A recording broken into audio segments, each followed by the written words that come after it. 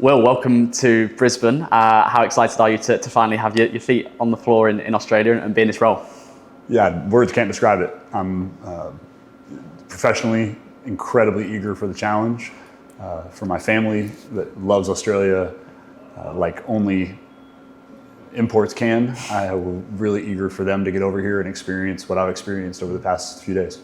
What's your first impressions of the club been like conversationally with the people you've spoken with and the city itself? What you sort of picked up in the last few days? Just a real hunger. Yeah. You know, I think everyone recognizes that there's untapped potential that everyone is laser focused on unlocking. And I know for firsthand that kind of the consummation of that potential only comes from just a relentless focus on the process. And so we're starting to try to build some of those processes now.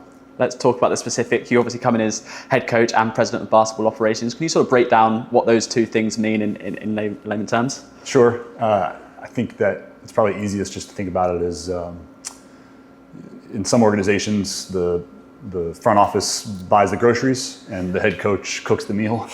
In ours, it's going to be a more holistic, blended approach to make sure that we replace some of the traditional silos of departmental org charts with a set of people that are arm in arm creating synergy that allows for different results than what has occurred prior.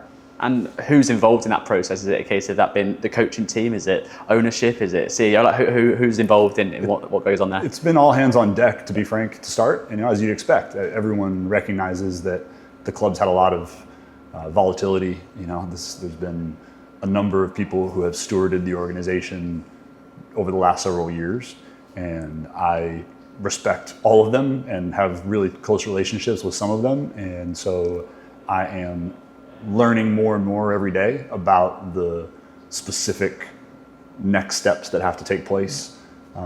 But as important as any of those specific to-do items is a mentality that embraces a growth mindset, that embraces a curiosity, and it's an unwavering high standard across every part of the organization.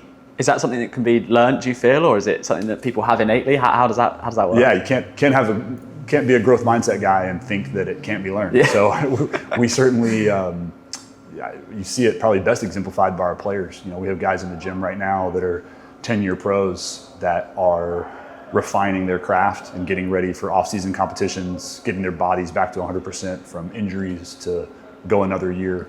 And so as always, we look for inspiration from our players as much as they look for us to lead them.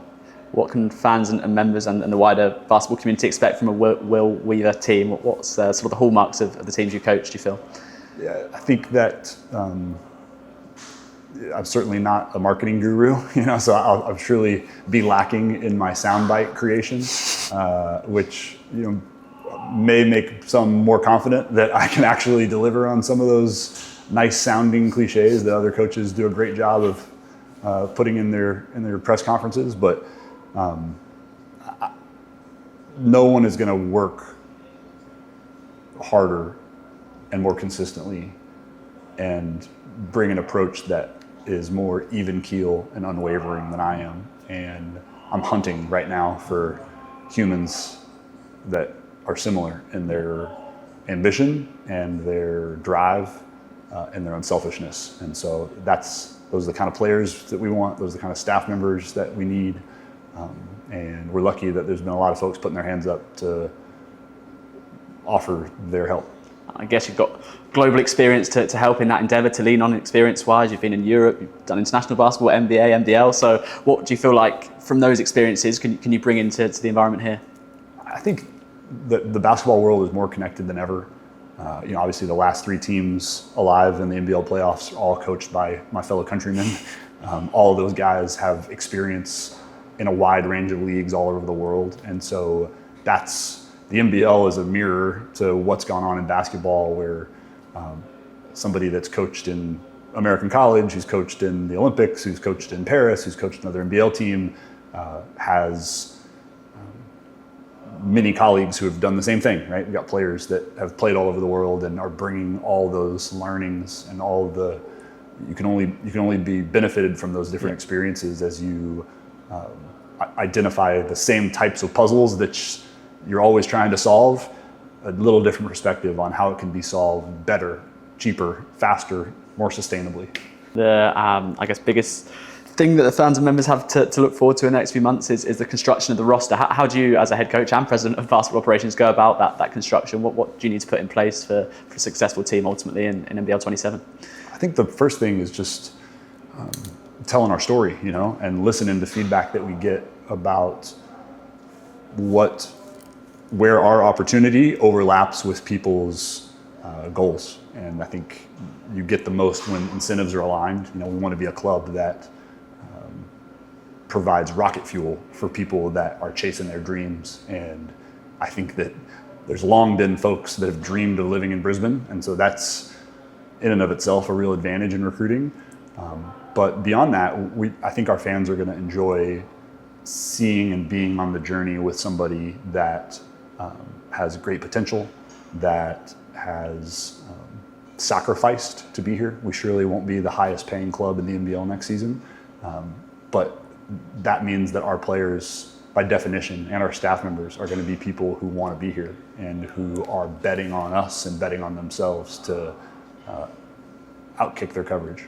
And personally speaking, what excites you most about the opportunities that are ahead in the next year or two? I think the first thing I'm most excited about is just to learn more about Brisbane and Queensland. I think that this is a part of the world that I've been lucky to visit a number of times. But already just in the past few days, the people I've met, the conversations I've had for myself, for the newcomers that join us, for my family that will be moving here soon, getting to a real feel for what it's like and what it means to call this place your home is deeply connected to what we're doing here in the office every day.